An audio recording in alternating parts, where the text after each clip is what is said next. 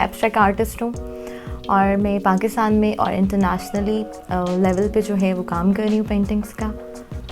और मेरी जो पेंटिंग्स हैं उसकी क्वालिटी ये है कि मैं पेंटिंग्स बहुत ग्रैंड स्केल पे करती हूँ, जो हमारे पाकिस्तान में नहीं की जाती हैं।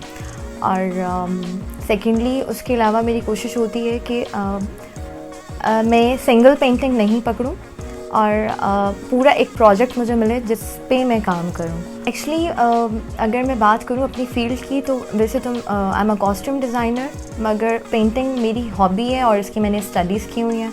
अगर बिज़नेस पॉइंट ऑफ व्यू से क्लोथिंग साइड की बात करें तो वहाँ पे आपको बहुत ज़्यादा इंटरेक्ट करना पड़ता है लेबर के साथ, ठीक है। लेकिन जब पेंटिंग की साइड पर हम बात करते हैं तो वहाँ पे आपका सारा इंटरेक्शन आपकी अपनी सेल्फ के साथ होता है और काम के साथ होता है।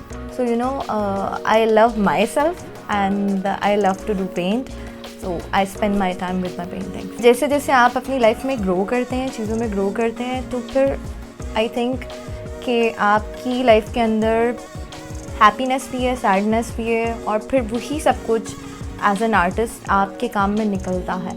तो अभी की जो मेरी पेंटिंग्स हैं जिसके अंदर मैं बहुत ग्रैंड स्केल पे काम कर रही हूँ, सो उसमें मेरी कोशिश है कि मैं बहुत ज़्यादा पर्पल, लाइलेक, वाइट, येलो इस तरह के लाइवली कलर्स यूज़ कर रही हूँ। अभी तक जो मैंने लास्ट सबसे बड़ी पेंटिंग बनाई है वो कम से कम 140 फीट लाइक उसका स्केल था। मेरे क्लाइंट्स जो स्पेशली मेरा काम पसंद करते हैं, तो अगर वो मुझे अपनी प्राइस रेंज बता देते कि हमें इस प्राइस रेंज में चाहिए, so I will try my level based कि यार उनको जिस प्राइस में चाहिए उसके कुछ इर्द गिर्द के अराउंड में आप उनको मतलब बना देते हैं।